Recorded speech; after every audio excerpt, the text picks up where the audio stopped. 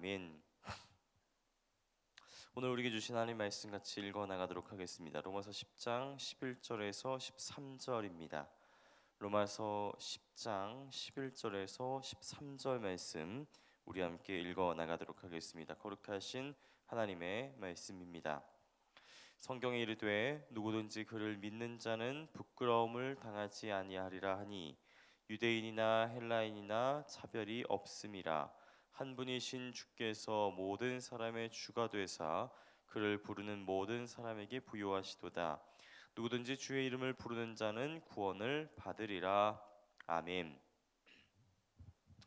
내가 확신하노니 사망이나 생명이나 천사들이나 권세자들이나 현재일이나 장래일이나 능력이나 높음이나 깊음이나 다른 어떤 피조물이라도 우리를 우리 주 그리스도 예수 안에 있는 하나님의 사랑에서 끊을 수 없으리라. 로마서 8장의 이 아름다운 결론으로도 충분히 편지를 마무리할 수 있을 테지만 사도 바울은 아직 할 말이 더 남았습니다. 사실 이 이야기를 하고 싶어서 1장부터 8장까지 이른바 빌드업을 해 나간 건데요. 바로 유대인의 구원에 관한 문제입니다. 학자들에 의하면 바울이 이 로마서를 쓴 이유가 이신칭이라든지 하나님의 강권적인 은혜나 주권 이런 교리적인 내용을 정리하기 위함이 아니라 오늘 그리고 내일 묵상할 이 로마서 10장, 11장의 이야기, 유대인의 구원의 문제, 더 정확하게는 이방인 출신 그리스도인들이 대세였을 이 로마 교회 안에서 성도들이 유대인들을 어떻게 생각하고 대해야 하는지 이것을 가르치기 위함, 그게 바로 로마서를 쓴 이유라고도 말합니다. 사실 이 바울에게 이 유대인들, 동족 유대인들은 참 애증의 존재였었습니다. 물론 바울은 유대인으로서의 프라이드가 있었습니다. 베냐민 지파, 그러니까 이스라엘 왕국의 초대 왕이었던 사울 왕족 가문 출신, 또 랍비 가말리엘의 제자, 그렇게 장래가 촉망받던 바리새인 중에 바리새인이었지요. 물론 다메섹 도상에서 예수를 만나고 이 모든 것을 배설물로 똑같이 여기긴 했습니다만 바울은 이 유대인으로서의 자존감과 자기 정체성이 아주 분명한 사람이었습니다. 그러나 정작 그 유대인들이야말로 하나님의 특별하신 사랑과 택하심의 축복, 그 모든 것을 제발로 걷어차버리고 예수 그리스도의 십자가에 못 박아 죽인 장본인들이었지요. 그러니 바울에게 이 동족 유대인들이란 자부심, 사랑뿐만이 아니라 참으로 인생들이 불쌍한 존재, 그러니까 애증의 차원을 넘어서 왼수 같은 사람들이라고도 말할 수 있을 겁니다. 오죽하면은 이 동족 유대인들, 저 왼수들만 생각하면은 나에게는 큰 슬픔이 있고 내 마음에 끊임없는 고통이 있습니다. 그렇다고 하나님께서 자기 백성 유대인들을 버리셨겠습니까? 그럴 수 없습니다. 이렇게 하소연을 할 정도였으니까요. 그럼에도 불구하고 바울은 희망을 버리지 않았습니다. 유대인들이 비록 그 모양 그 꼴이었지만, 그러니까 예수의 복음을 믿기는커녕 믿음의 동지들을 핍박하고 쫓아내고 있지만, 그럼에도 불구하고 하나님께서는 그 유대인들조차도 버리지 않으신다라는 믿음이 있었기 때문입니다. 물론 그렇다고 해서 하나님이 거꾸로 유대인을 특별 대우하시는 분도 아닙니다. 바울이 버리지 않는 희망이라는 것은 바로 이것입니다. 오늘 우리가 읽은 이 말씀 읽기 쉬운 세 번역을 읽어보자면, 성경은 그를 믿는 사람은 누구나 부끄러움을 당하지 않을 것이다 하고 말합니다. 유대 사람이나 이방인이나 차별이 없습니다. 그는 모든 사람에게 똑같이 주님이 되어 주시고 그를 부르는 모든 사람에게 풍성한 은혜를 내려 주십니다. 주의 이름을 부르는 사람은 누구든지 구원을 얻을 것입니다. 누구든지. 여기서 말한 이 누구에는 유대인도 포함되고 이방인도 포함됩니다. 남자도 포함되고 여자도 포함되고요. 돈 많은 부자도 포함되고 가난한 거지도 포함됩니다.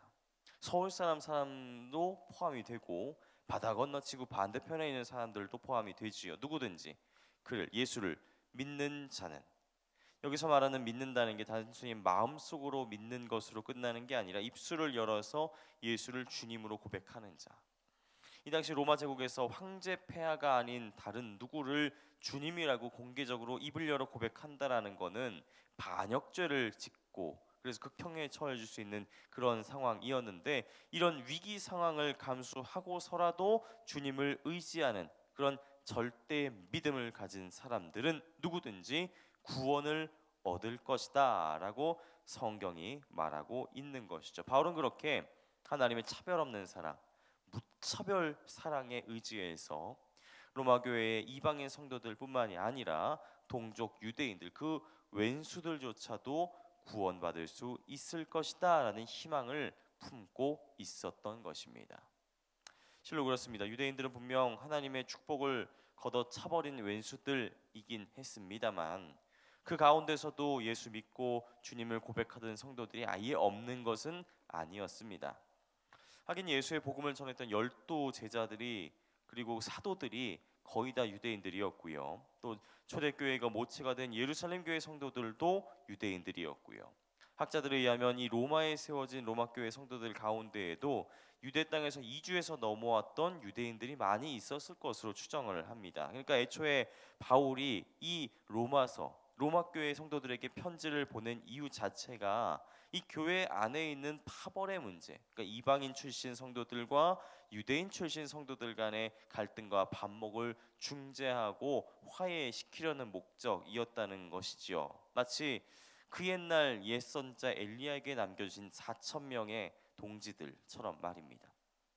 갈멜살 전투에서 승리했음에도 불구하고 이세벨 왕비의 탄압 때문에 도망쳐야 됐던 엘리야, 그래서 아무도 자기 편 들어주는 사람 하나도 보이지 않는다는 그 외로움에 절망했던 그 엘리야에게 엘리야야 걱정하지 마라, 바알에게 무릎 꿇지 않는 사람이, 그래서 너의 편이 되어서 하나님의 일을 해내갈 사람이 4천 명을 넘어서 무려 7천 명이나 남아 있다.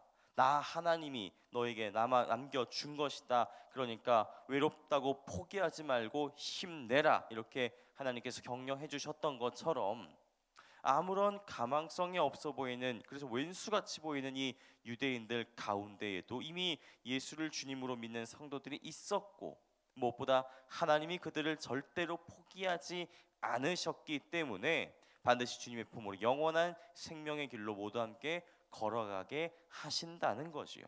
그러니까 포기하지 말고, 그리고 계속 싸우거나 반목하지 말고 그들에게 복음을 전하는 일을 포기하지 말라는 것입니다. 또 이미 예수 믿는 믿음의 동지들끼리 싸우지 말라는 것이죠. 함께 교회를 세워나가는 일에 힘을 합칩시다. 이것이 바로 오늘 바울의 말씀이고 로마서 전체를 관통하는 핵심 말씀인 것입니다. 오늘 우리들도 마찬가지죠. 우리 주변에도 왼수들 많습니다. 어제 우리 부활주일 다시 봄 예배 함께 교회에 나가자고 손 이렇게 끌고 초청하고 막 그랬지만 여전히 들은 채도 안 하는 사람들 많이 있습니다. 예수 믿자고 구원받고 함께 천국의 하나님 나라를 살아보자고 건면하고 전도하고 복음 열심히 전했습니다만 됐거든요. 귀찮아, 너나 가, 이런 식으로 아주 비협조적으로 나오는 사람들이 멀리 있지 않습니다. 남편들이 그러고요, 아내들이 그러고요, 자식들이 그러고요, 친구들, 이웃들, 아주 가까이 있는 사람들 중에 그렇게 말 안 듣는 왼수들이 참 많이 있습니다. 그 사람들은 어떻게 하겠습니까? 그냥 그래라, 그냥 계속 그렇게 살아라, 난 모르겠다, 이렇게 그냥 포기해 버리시겠습니까? 그럴 수 없습니다. 물론 우리의 느낌이나 우리의 생각, 감정으로 생각하면은 100번 그냥 포기해 버리는 게 편하겠습니다만, 모든 사람을 차별 없이 사랑하시는 하나님의 은혜, 그것을 생각한다면 절대로 포기할 수 없는 것이죠. 계속해서 그들에게 복음을 전해야 합니다. 그렇다면 어떻게 복음을 전해야 하겠습니까? 말을 해도 들은 채도 않는 사람들에게 어떻게 예수의 복음을 전할 수 있단 말일까요? 사도 바울이 모범 답안을 가르쳐 주었습니다. 내일 묵상할 말씀인데 로마서 11장 31절, 이와 같이 이 사람들이 순종하지 아니하니 이는 너희에게 베푸시는 긍휼로 이제 그들도 긍휼을 얻게 하려 하심이라.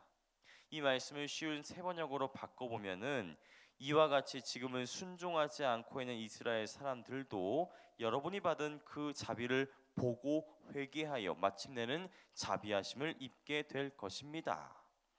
듣지 않으려는 사람들, 들은 채도 않는 사람들, 그 사람들에게 어떻게 하라고요? 보여주라는 겁니다.